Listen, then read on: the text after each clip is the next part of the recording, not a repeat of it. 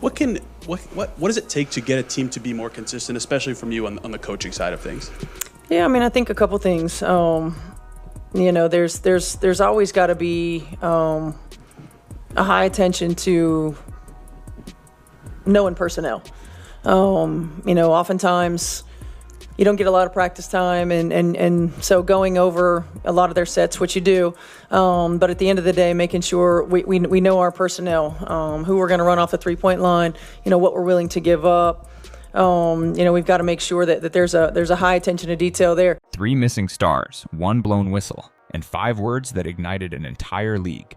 What happened inside Gainbridge Fieldhouse on July 5th left fans furious, players seething, and the Indiana Fever hungrier than ever. An 89-87 upset looked harmless on the scoreboard. In reality, it exposed a fault line running straight through the WNBA's heart. The Fever entered on a tidal wave of momentum. In the span of 4 dizzying nights, they shredded Paige Bueckers Wings, bullied the Minnesota Lynx to lift their first Commissioner's Cup, and humbled Aja Wilson's aces. Oddsmakers noticed. Most books parked Indiana around a 6-point favorite, and ESPN's matchup predictor spat out a bullish 73% chance of victory. Here's Mitchell off the screen, but can't connect on the 3. Boston offensive rebound rolls it in and a foul.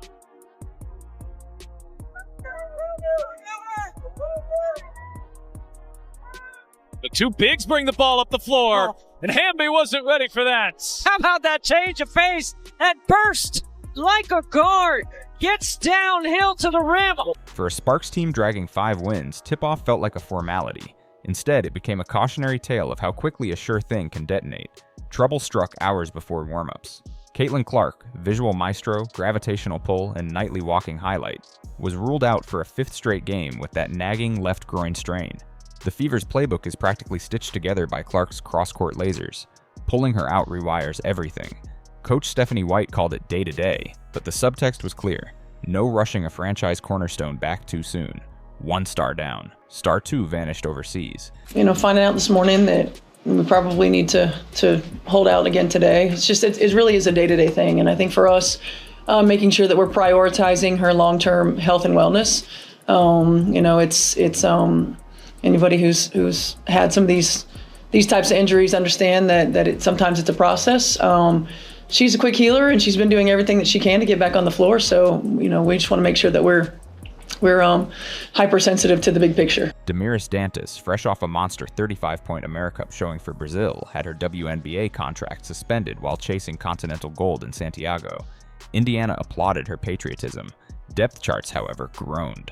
Star 3 simply walked away. Dewana Bonner, an offseason splash who never quite found her rhythm in red and navy, requested a release, citing a fit that didn't work out. 5 games missed for personal reasons became goodbye paperwork and a seat on the waiver wire. In 12 whirlwind days, the Fever lost their engine, their stretch 4 safety valve, and a 16-year veteran's calm.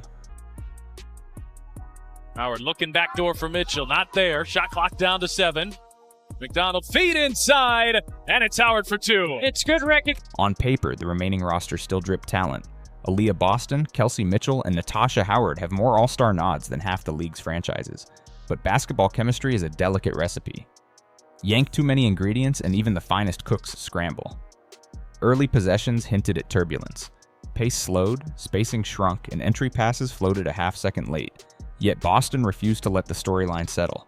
She muscled her way to 23 points and 12 boards, splashing left shoulder hooks like a seasoned center and jawing at anyone who dared call a touch foul. In terms of the fourth quarter, they had all but one of their buckets was inside the paint. Was that them just being able to get into the paint and get whatever they want because of that point of attack defense like you were talking about? Yeah, they had that and 9 free throws. Mitchell, forever overlooked at a generous 5'8", drilled 3 deep triples on her way to 19 and quietly moved past 250 games in a Fever uniform, second only to Tamika Catchings. Howard, ever the Swiss Army knife, hung 21-9 with just 3 missed shots. Stat sheet screamed Indiana W, but the night had other plans.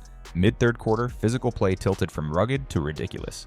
Fever wing Sophie Cunningham hit the deck after Sparks guard Julie Van Loo wrapped an arm around her neck in a loose ball scrum. No whistle, jump ball. Moments later, Kelsey Plum lowered a shoulder into Lexi Hull and then high-stepped over her like playoff Allen Iverson. Still nothing. Lob inside. Boston too far underneath. Shot clock down to 5. Kick out Mitchell. Oh, yes!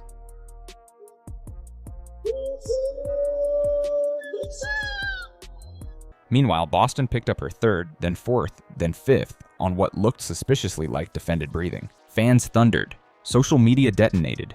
Even neutral commentators muttered about a game spiraling out of the officials' control. Every bump on one end drew a tweet, every silence on the other an emoji avalanche. As Plum knocked down 2 late free throws to seal the Sparks' 6-0 closing run, a chorus of boos rattled the rafters. Then Stephanie White stepped behind the podium and sharpened her frustration into 5 icy words. "We didn't get the calls." No rant, no fine-baiting explosion, just a surgical indictment that reverberated far beyond Indianapolis. And then Aaliyah Boston, like I said, she didn't touch her. They put her in foul trouble all season long. They're just calling stuff to call stuff. The refs made this game about them. Aaliyah Boston, again, she's an all-star player. Within minutes, #FixTheWhistle trended. Fever diehards posted screen grabs of non-calls, and even Chicago's Angel Reese chimed in. Been there. Worse every night. The controversy hit an already raw nerve around the league. Coaches from DC to Dallas had spent June complaining about inconsistency, and a Washington Post feature days earlier quoted multiple stars saying officiating is getting worse. White's minimalist mic drop became proof positive that title-contending teams felt the same pain as cellar dwellers. While outrage swirled, another subplot bubbled online. The Sparks X account snark-tweeted a GIF aimed squarely at Cunningham's recent dig about WNBA expansion to Detroit and Cleveland. Look at these hits. Good thing Caitlin Clark didn't play because it was just a sloppy basketball game between the officials and the Los Angeles Sparks. Look at this. They called this a foul instead of a block. An inside joke instantly decoded by Hoops Twitter. Petty? Absolutely. Viral? Instantly. The jab fanned an already roaring flame, turning a simple mid-season game into headline content for breakfast shows. Inside Indiana's locker room, the message was different. Yes, the referees hurt. Yes, missing 3 rotation pieces stung. But that 2-point margin, despite everything, whispered promise. Boston dominated elite defenders even with whistle imbalance. Mitchell's scoring binge, 21.6 points on groin injury nights without Clark, proved she can thrive as co-alpha. Howard's near double-double reminded everyone she once wore finals jewelry. If this squad could stare down chaos and almost survive, what happens when reinforcements arrive? Those reinforcements are lining up quickly. Clark practiced full-speed shooting drills on July 6th. And then there's Aaliyah Boston again. That's 3 fouls where she didn't touch anybody. And that's our best player, and wonder why we lose this game. Michaela Timpson, watch these 2 calls in a row. She didn't do anything. She got hit on that one, and they called a foul on her. And, barring setback, could suit up against the expansion Golden State Valkyries on July 9th, Kids' Day matinee. Dantas will be wheels down in Indy by the end of the week, AmeriCup medal in hand. Ari McDonald, freshly re-signed, injects downhill burst into second-unit lineups starving for tempo. The schedule refuses to wait. Atlanta, Dallas, Connecticut, and New York follow the Valkyries in a brutal 8-day gauntlet. But around the Fever, the phrase revenge tour keeps popping up, sometimes half smiling, sometimes through gritted teeth.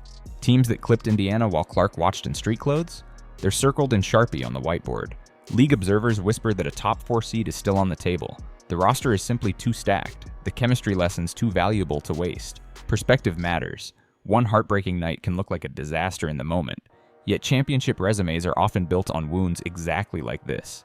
A young core learns how to handle whistle-swinging chaos, how to close while shorthanded, how to channel anger into laser-focused preparation. Boston's post-game fury morphed into a promise. If that's how they're calling it, we'll be ready. Mitchell echoed. They woke us up. Howard laughed softly and added, payback is fun when you believe. Meanwhile, the officiating firestorm spills into CBA negotiations scheduled for the fall. Veteran reps are already floating proposals for full-time referees in an NBA-style last 2-minute report. League executives may scoff at cost, but after a national afternoon audience watched highlights of Cunningham in a headlock with 0 whistle, public pressure is no longer a back-page issue. Reform chatter is prime time. And what about those 5 words?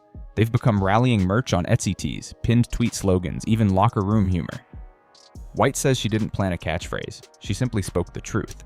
Yet in a sport that thrives on concise storylines, "we didn't get the calls" perfectly distills weeks of pent-up frustration. It's a lament, a call to action, and, ironically, an advertisement for future games. Fans want to see if the whistle balance tilts back. Controversy sells seats.